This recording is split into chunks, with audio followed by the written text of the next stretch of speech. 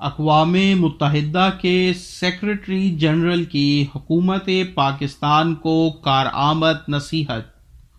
اقوام متحدہ کے سیکرٹری جنرل انطونیو گوتریز گزشتہ دنوں پاکستان کے دورے پر تھے، جہاں انہوں نے بابا گرو نانک کے مزار پر بھی حاضری دی اور کرتارپور راہداری کے کھولے جانے والے اقدام کو سراہا۔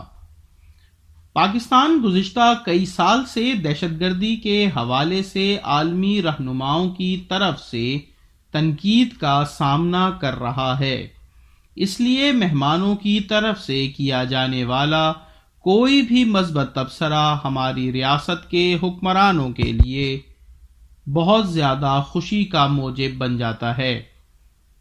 اقوام متحدہ کے سیکرٹری جنرل نے جو کہا، اس پر حقوق انسانی اور اقلیتی امور کی وزیر شیریں مزاری نے تو خاموشی اختیار کیے رکھی، البتہ حکومتی ترجمان فردوس عاشق اعوان اور پنجاب اسمبلی کے اسپیکر پرویز الہی نے جو کہا اس کا حقیقت سے دور کا بھی واسطہ نہیں۔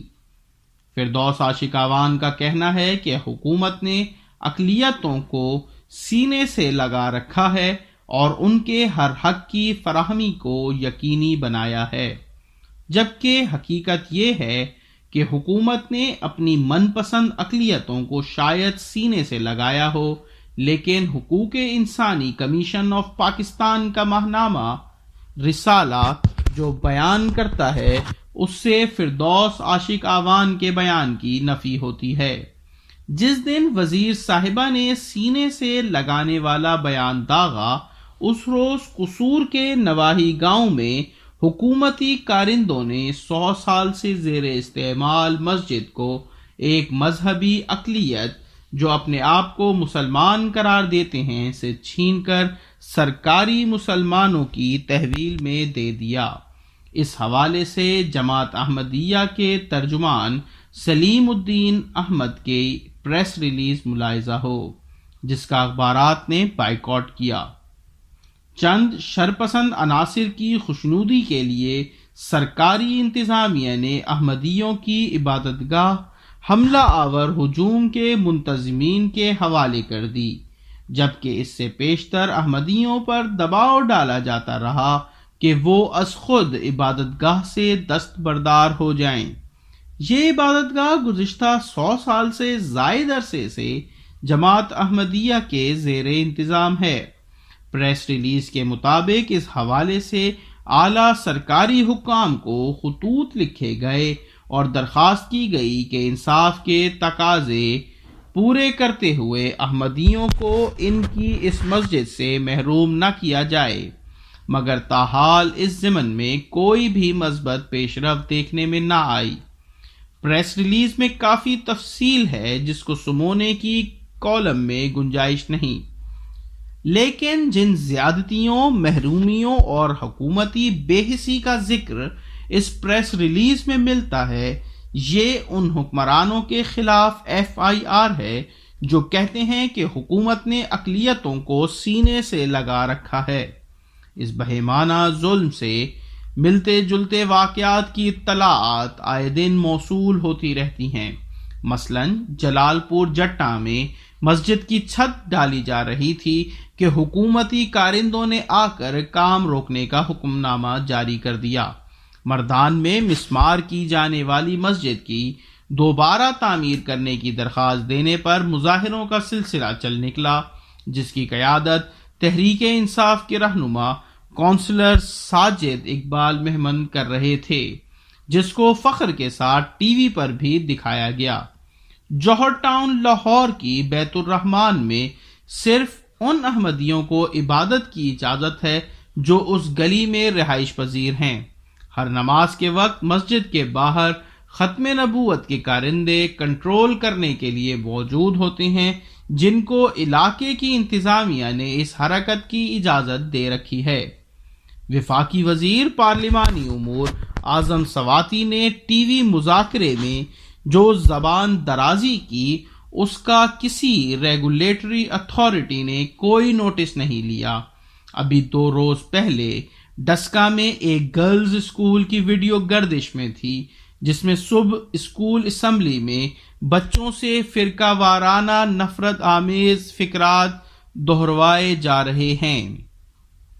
ایک ویڈیو میں پولیس افسران ہال میں سامنے صوفہ سیٹ پر بطور مہمان خصوصی براجمان ہیں اور مقرر احمدیوں کو پاکستان سے چلے جانے اور بصورت دیگر برے انجام کی دھمکیاں دے رہا ہے۔ بیت المال کی رقوم سے چلنے والے ہسپتالوں میں مریضوں سے فارم پر کروایا جا رہا ہے کہ ان کا تعلق شیعہ یا احمدیہ کمیونٹی سے نہیں ہے۔ یہ ہے اس ملک کی ہلکی سی تصویر جس کے حکمران ملک کو میثاق مدینہ کے اصولوں پر چلانے کے دعوے دار اور مذہبی اقلیتوں کو سینے سے لگائے پھرتے ہیں۔ پاکستان جن وجوہات کی بنا پر دنیا میں اکیلا ہوتا جا رہا ہے ان کی بنیادی وجوہات میں انتہا پسندی، مذہبی جبر اور مذہبی آزادی کا فقدان شامل ہیں۔ پاکستان کو فائنینشل ایکشن ٹاسک فورس کے اجلاس میں گرے لسٹ سے نکالنے کے لیے 12 ممالک کی حمایت حاصل نہ ہو سکی۔ اقوام متحدہ کی جانب سے کالعدم قرار دی جانے والی تنظیموں کے خلاف حکومت وہ ایکشن نہیں لے رہی جس کا مطالبہ اقوام متحدہ کے ممبر ممالک کر رہے ہیں۔ ابھی حال ہی میں ایک عالمی ادارے نے اپنی رپورٹ میں پاکستان کے بارے میں لکھا ہے کہ وہاں کے ماحول میں خوف، ناکافی مشاورت، عدم تعاون، اندرونی رسہ کشی، باہمی تعلقات میں بگاڑ، ناکافی اقدامات، ایک ٹیم بن کر کام کرنے کا فقدان اور سیاسی عدم اتفاق جیسے مسائل پائے جاتے ہیں۔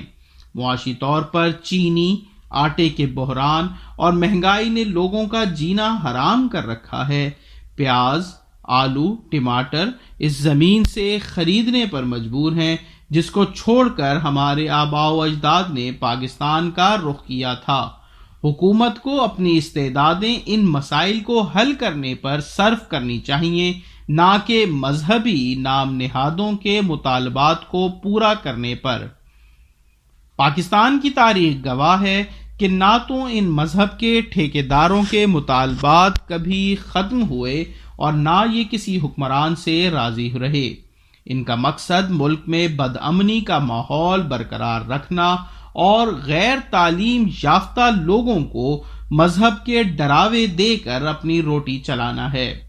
شاید اسی لیے اقوام متحدہ کے سیکریٹری جنرل نے لمس یونیورسٹی میں تقریر کے دوران تعلیم پر زور دینے اور پاکستانی اسکولوں میں نصاب تعلیم تبدیل کرنے کا مشورہ دیا ہے، جس کو فردوس عاشقاوان اپنی بریفنگ میں گول کر گئیں۔